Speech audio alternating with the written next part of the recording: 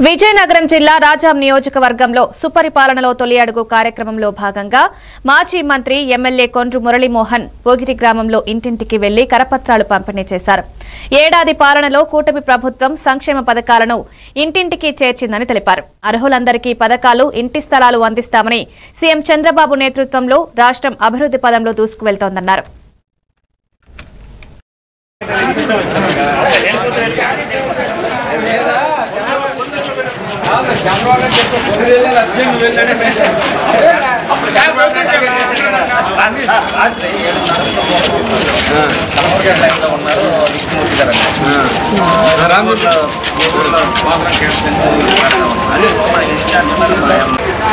నీకు రాలేదా?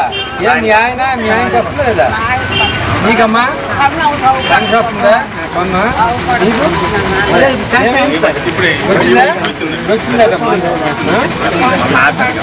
నీకు గన్ కనపడాలి బాగు చేయించాలా? ఏమన్నారు? ఒక్కను బాగుంది.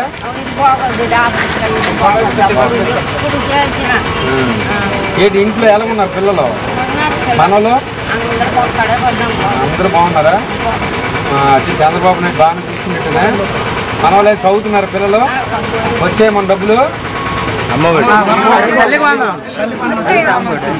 వచ్చే అవును కాదు